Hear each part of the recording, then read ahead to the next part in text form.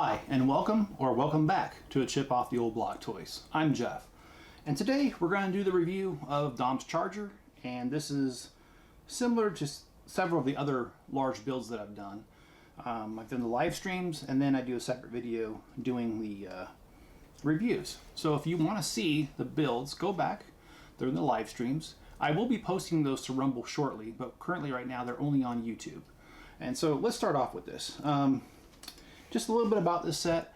This set was released last year in 2021. It has 1,077 pieces, and it's set number 42111, and it's just called LegoDom'sCharger. And of course, they did that because they knew that Fast and Furious 9 was coming out this year.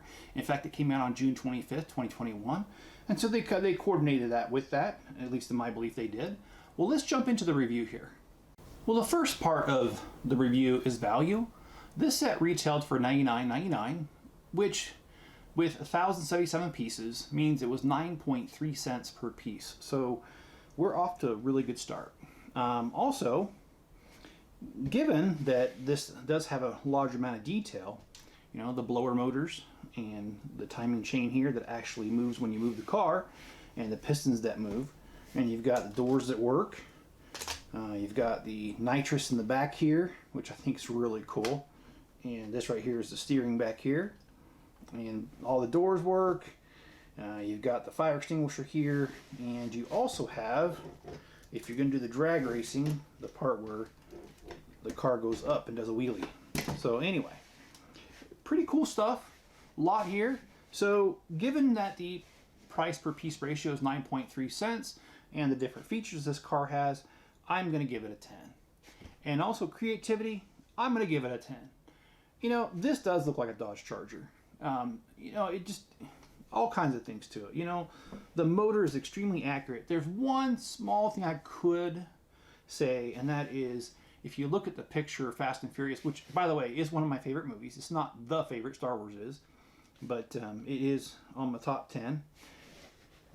I noticed that in the movie, this piece was actually a light gray, and they made it red here. Well, not really a big deal because, I mean, actually, I don't think Lego does make that gear, and they don't actually in light gray. I think red's the only piece they do make that in, so that's probably the reason they did that. But you know, light gray versus red, not too big of a difference, and it's a minor detail. If you look at the headlights though in the grille, that's very accurate.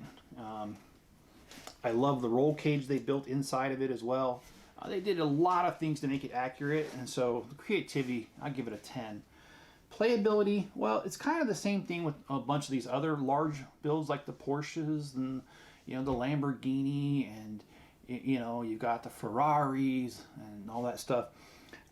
They're really not meant to be played with per se. They don't have minifigures. Their main job is to be displayed. And this car does a fine job of being displayed, and it has a really sharp look. And so I'll give it a 10 out of 10. Ease of build. Well, 10 would mean it's just like the easiest thing you ever built. 1 would be the hardest thing I ever built. I'm going to put this right in the middle at 5. These techniques are always a little complicated, and the instructions sometimes are not clear. And in this case, there were a few spots where I got hung up and I had to tear it down, mainly when it came to this piece right here for the drag racing. That was a pain in my butt. I had to disassemble about half the car because at the end of live stream number 1, I realized that it was not on there right. And so off camera, I had to disassemble about half the car to get to it. And with Technic, because the way it's layered and all the pins and connectors, you literally have to dismantle it step by step as well. Fix it and then reassemble it step by step. It's not like a building where you can just kind of pry a little bit open, make a couple changes, and put it back. No, that's not how it works, Technic. So it's a 5 for the ease of build. So anyway, in case you didn't know, Fast and Furious 10 is currently scheduled to be released on April the 2nd of 2022. So Fast and Furious 9 came out this year, like I mentioned, on June 25th, 2021. And here on, like I said, April 2nd, 2022, Fast and Furious 10 is supposed to come out. So this has been a really good franchise. I will joke and tell you that I do think that They didn't know it was going to be a very long franchise, because if you look at the names of the movies, and I'll do it in order here, it just seems like it was cobbled together. So the first movie came out in 2001, and it's called The Fast and the Furious. Okay, cool. So you'd think the next one would be The Fast and the Furious 2, right? Nope. 2003, they came out with Too Fast, Too Furious. And then they took 3 years, 2006, and they came out with The Fast and the Furious Tokyo Drift. So, I mean, okay, so it's 3, but it doesn't have a 3 in there. And then 2009, they called it Fast and Furious. Not The Fast and the Furious, just Fast and Furious. And that's number 4. And then 2011, they came out with Fast 5. Okay. 2013 was The Fast and the Furious 6. And then 2015, Furious 7. It's just Furious 7.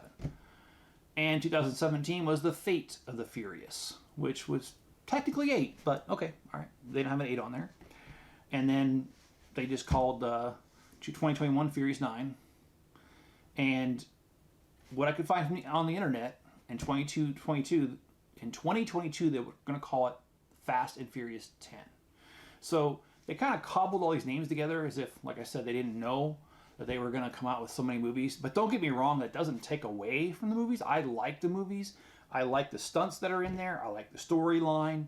I like how, even though there's a little bit of arguing here and there between the characters, when it comes time to perform the missions or whatever they're doing, they work very well together. They get things done, and I think it's pretty dang cool.